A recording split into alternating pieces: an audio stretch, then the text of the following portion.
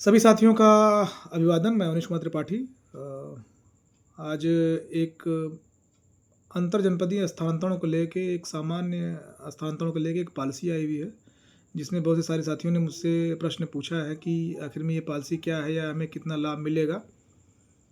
जैसा कि आप लोगों ने भी इसको पूरा पढ़ा होगा और आप लोगों ने भी समझा होगा कि आखिर में इसमें है क्या। तो हम कह सकते हैं कि इसमें कुछ ऐसा विशेष नहीं है जिससे हम बहुत खुश हो जाएँ और हमें हमारा स्थानांतरण को मिल रहा है।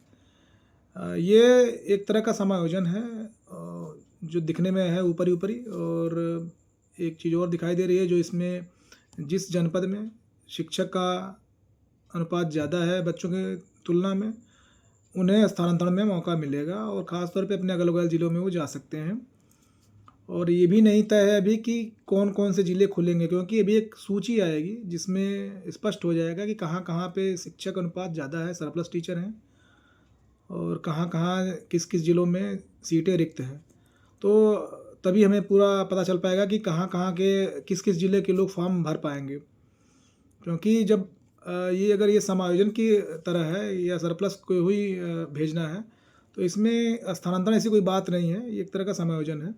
अभी म्यूचुअल स्थानांतरण हुए हैं, म्यूचुअल ट्रांसफ़र हुए हैं, जिसमें एक पेयर के द्वारा सभी लोग एक दूसरे ज़िले में आपस में गए हैं। तो ये उससे भी हम वो तो हम कह सकते हैं उसमें ढूँढना था और आप जा सकते थे, लेकिन इसमें तो कई ऐसे ज़िले होंगे जहाँ पे शिक्षक कम हैं, और ख़ास तौर पे पिछड़े ज़िले हैं जो 8 आकांक्षी जनपद हैं, या और भी कुछ ज़िले हैं, सीतापुर हो गए या लखीमपुर हो गए, कुशीनगर हो गया। तो कुछ ऐसे भी जनपद हैं जहाँ पे तो शिक्षक वैसे भी कम हैं, तो शायद से उन्हें मौका ना मिले हम जैसे जो शिक्षक हैं आकांक्षी जनपदों में फॉर्म भरने का भी। लेकिन इंतज़ार करते हैं, 1-2 दिन में शायद वो भी स्पष्ट हो जाए। और हाँ, ये मैं ज़रूर कहूँगा कि यदि आपको मौका मिलता है फॉर्म भरने का और आपका ज़िला खुल जाता है, सरप्लस टीचर की सूची में आ जाता है, तो अवश्य भरें फॉर्म, क्योंकि कोई नहीं जानता कब क्या हो जाए। तो फॉर्म तो बिल्कुल भरें अगर मौका मिलता है तो। और इसके अतिरिक्त बहुत से सारे साथियों का ये भी कहना है कि हम एक प्रतिनिधिमंडल के रूप में मिलने जाएँ अपने अधिकारियों से, विभागीय मंत्री से, या फिर एक धरना ज्ञापन कार्यक्रम भी हो बृहद स्तर पे। तो साथियों, बहुत ही स्पष्ट रूप से बताना चाहूँगा कि ये जो भी चीज़ें आप देख रहे हैं स्थानांतरण को लेके जो हलचल मच रही है, जो भी ये दिखाई दे रहा है, ये कहीं न कहीं इस चीज़ से है कि हम लोगों ने प्रयास किया है लगभग 1 वर्षों से, और हमने जो भी धरना ज्ञापन का कार्यक्रम पिछले सितंबर में शुरू किया था आकांक्षी जनपदों से, उसका प्रभाव कहीं न कहीं आपको मिल रहा है, दिख रहा है कि कहीं न कहीं हमारे विभाग में हलचल है कि स्थानांतरण होना चाहिए और वरिष्ठता आधारित होनी चाहिए, कहीं न कहीं ये बातें हो रही हैं। तो उसका प्रभाव तो है, इससे इनकार नहीं किया जा सकता कि संख्या बल हम लोगों ने दिखाई है, हर जगह हर तरह से ज्ञापन दिया है, चाहे वो जिलेवार धरना ज्ञापन करके या एक्स पे ट्विटर अभियान चला के, या अपने विभागीय मंत्री, प्रतिनिधि या अधिकारी को जाके ज्ञापन देकर, मिलकर।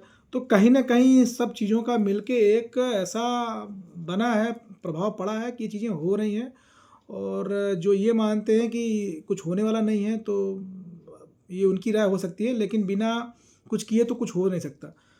तो हमें धरना ज्ञापन भी करना होगा, लेकिन मैं ये कहूँगा कि बहुत से सारे साथी कह रहे हैं हम छुट्टी में करें, लेकिन मैं कह दूँ कि छुट्टी में आप कैसे कर पाएँगे? आपको शिक्षक उस हिसाब से नहीं मिल पाएँगे, आपको साथी नहीं मिल पाएँगे, क्योंकि सबके कार्यक्रम बँधे हुए हैं।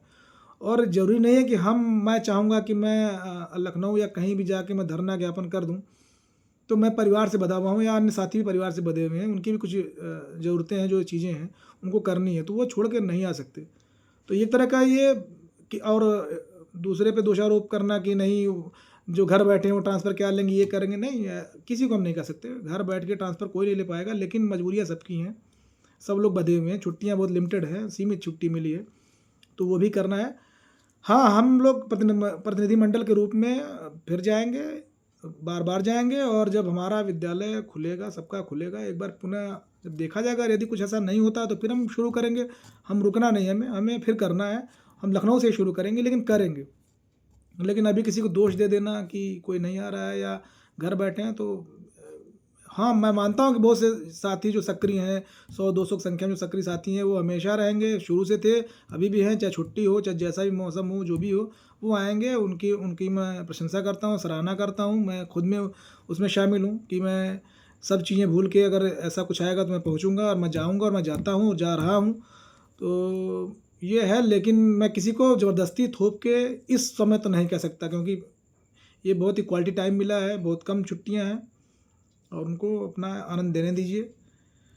फिलहाल जो ये जियो आया है, इसको विधिवत इसका अध्ययन कर लीजिए और मैं कुछ समझ के मैंने बता दिया है कि इसमें कोई कोई बहुत उत्साहित होने की या खुश होने की आवश्यकता नहीं है।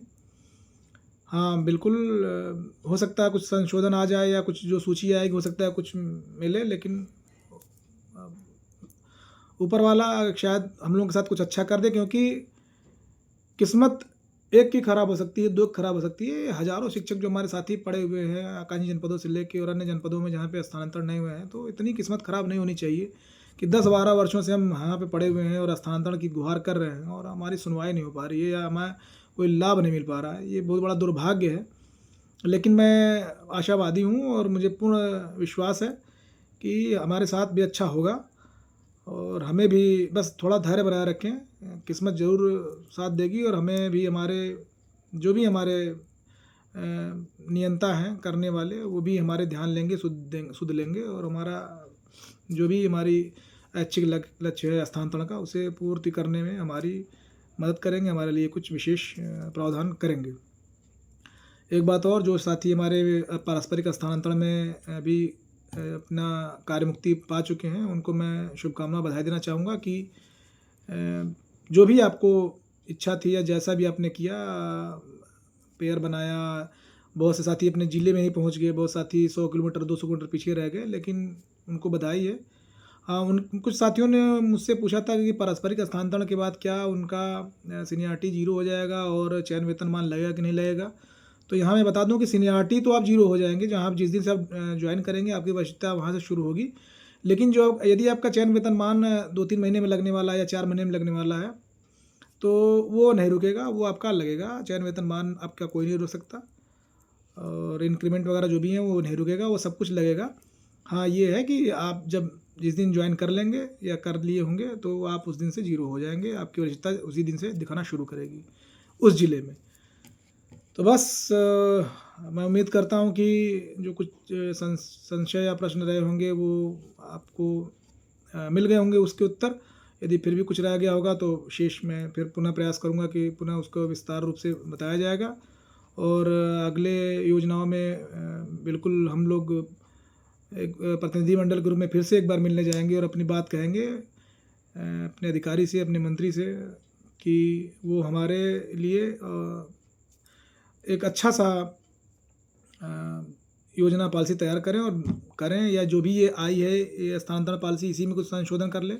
इसके लिए हम लोग 1-2 दिन के अंदर में पुनः प्रयास करेंगे, लेकिन फ़िलहाल हम सूची का इंतज़ार कर रहे हैं कि सूची में कौन-कौन से ज़िले क्या हैं, कैसे हैं, उस पे भी देखना ज़रूरी है। तब तक सभी को मैं कहूँगा कि अपना संयम बनाए रखें और अपने आस-पास की चीज़ों को सकारात्मक रखें, क्योंकि नकारात्मक सोचने से चीज़ें और भी बिगड़ती ही जाती हैं। इसलिए मर्फ़ी के नियम को याद रखें कि जितना आप बुरा सोचेंगे उतना ही बुरा होगा और जितना अच्छा सोचेंगे उतना ही अच्छा होगा। तो बस सबको शुभ रात्रि, धन्यवाद और उम्मीद करता हूँ कि हमारे साथ भी न्याय होगा और हमें भी जल्दी ही कुछ शुभ सूचना मिलेगी। धन्यवाद।